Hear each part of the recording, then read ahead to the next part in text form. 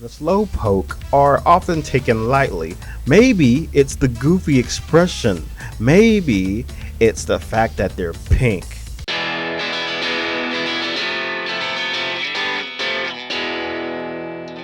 Hi there, I'm Josh Shu, and I just wanted to remind everyone who might be in that part of their lives where they're confused on what they want to do and how exactly they want to do it. You might feel like you need to hurry up and make something of yourself.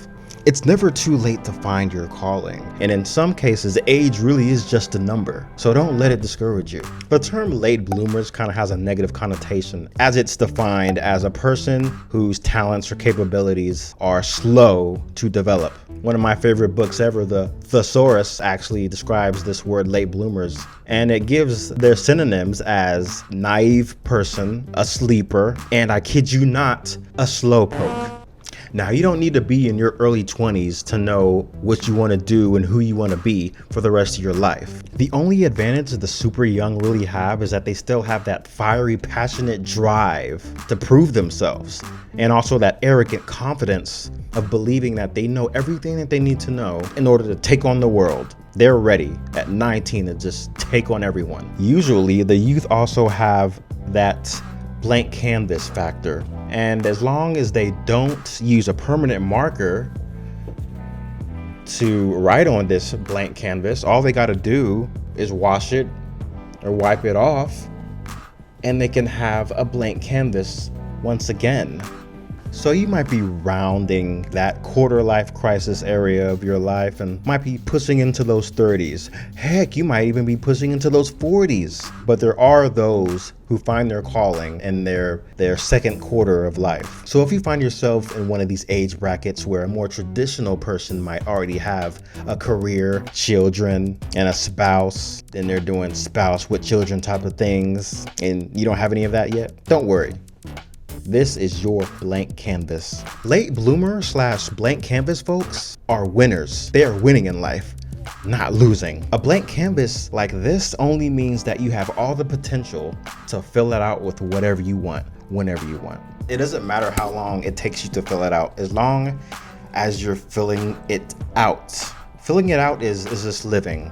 To live is to feel, to be present, to be wanted, and to have purpose. Procrastination, doing it later, is totally fine, as long as you actually do it later. Take the Pokemon Slowpoke. They relate to me and all of late bloomers because of their slow but steady drive. The Slowpoke are often taken lightly. Maybe it's the goofy expression. Maybe it's the fact that they're pink. But Slowpoke has all the potential to be one of the strongest Pokemon on your team and elsewhere. First of all, they are psychic. These are actually big brain Pokemon. They're smart. They might look weak, but they can raise their defenses up so high that they'll end up taking no damage, thanks to moves like amnesia, and they might be forgetful. But if they just focus on the goal, watch out. A Slowpoke could potentially take a fire blast to the face and keep it pushing.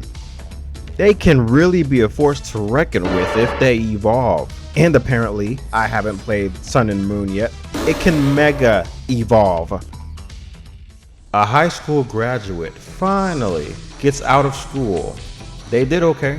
Wasn't the best in their class. Wasn't the worst. They didn't know what to do next. But everyone tells them that they have to go straight to college of some kind. How many higher educational structures are there? Plenty. Why not take a year or even 2 years to get a better understanding for themselves and to find themselves and come back, take the smart path, and hit the ground running, not stumbling? You could start out young and fast and burn out quickly in an attempt to win that race, or you can take it slow and steady, never burning out. The question isn't, did I run out of time? It's, do you still have the drive? Keep the passion for the goal in mind, and nothing, not even time, will stop you. All you gotta do is put your mind to this shit. Focus, and you can do anything you put your mind to. Now, you can't think that an actor's best way to succeed is by getting into acting as a kid or a teenager. I'd say it's better to have a normal childhood first and then pursue an acting career. Here are some late bloomers / slowpokes who also achieved fame and iconic status later on in life. Samuel L. Jackson, the highest grossing actor of all time. Now in his 70s, he started acting mid-20s, kept at it, and got better roles in his late 30s. He was 46 years old when he did his iconic Pulp Fiction role. Al Pacino was over 40 when he played his iconic Scarface role. Didn't start acting till the end of his 20s and got his big roles in Godfather and Serpico in his 30s. Harrison Ford's iconic Han Solo role, he was 35. Kathy Bates was 43 in the 1990 Stephen King adaptation Misery and won an Oscar for it. Alan Rickman was 42 in his breakout bad guy role in Die Hard. Tim Allen had been a stand-up comedian but didn't star in Home Improvement till he was 38. Felicia Rashad was 36 when starting her role in The Cosby Show. Steve Carell was 39 in his first notable film role, Bruce Almighty, as the newscaster, and in his 40s during The Office. Kristen Wiig and Amy Poehler were in their 30s before making it on SNL. Melissa McCarthy was 41 during her memorable role in Bridesmaids. Leslie Jones was 47 when she started appearing in SNL back in 2014. Catherine Bigelow was 57 when The Hurt Locker came out. Ricky Gervais was 40 when the original British Office premiered. Tiffany Haddish was 37 when starring in Girls Trip. Ken Jeong was a doctor before pursuing comedy at age 40. Ang Lee was 50 years old before becoming an Oscar-winning director. Bryan Cranston was 44 before playing the dad in Malcolm in the Middle. Lucille Ball was 40 when starring in I Love Lucy. Jeremy Renner was 38 when he did Hurt Locker. Christoph Waltz did his Oscar-winning performance in Inglourious Basterds at 53 years old. Morgan Freeman's first breakout film roles happened in his 50s. Kumail Nanjiani started playing his Silicon Valley role at 36. Toni Morrison published The Bluest Eye at 39. Susan Boyle found fame for her singing at 47. Octavia Spencer had her film role in The Help at 39. Now, Viola Davis took a steady path, getting her master's degree at 28 and went into theater. Then had her notable film role alongside Meryl Streep at 43. Jane Lynch was 49 before becoming a household name for her Glee role. Helen Mirren shot to fame and got an Oscar nomination at 61. Larry David created Seinfeld, the show, not the man, at 42. Martha Stewart was 41 when publishing her first book, Entertaining. Ty Burrell was 42 when landing his Modern Family role. Betty White was in her 50s before her Mary Tyler Moore Show credit and before Golden Girls. Rainn Wilson was 39 when getting his role as Dwight. Kim Cattrall was 42 when landing her role on Sex and the City. Billy Bob Thornton was a struggling actor until he made and starred in Sling Blade at 41 years old. Taraji P. Henson was 31 when landing Baby Boy and 44 when landing the Empire role.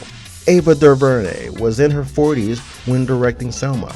Kerry Washington started Scandal at 35.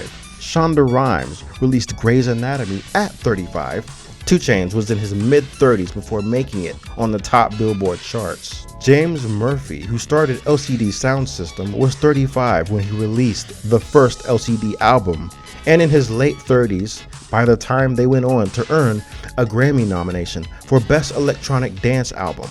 Peaches was a preschool music teacher before becoming a raunchy indie musician and putting out her first album at 34. Vincent van Gogh's first exhibition was at 32. He only decided at 27 to go to art school. Most of his famous works were done in his mid-30s.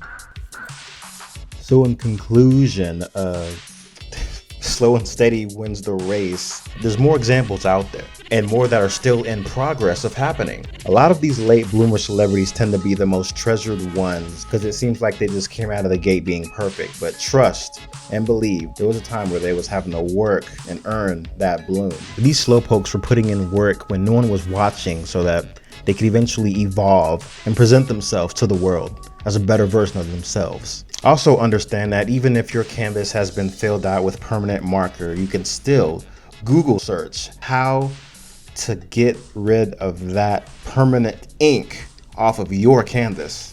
And if you don't get analogies, I'm kind of trying to say that even if you're married with children and you have all these responsibilities, you can still find a way to make space on your canvas and reach your goal. So a slowpoke can always evolve. It can find its king's rock and evolve once again, becoming a king.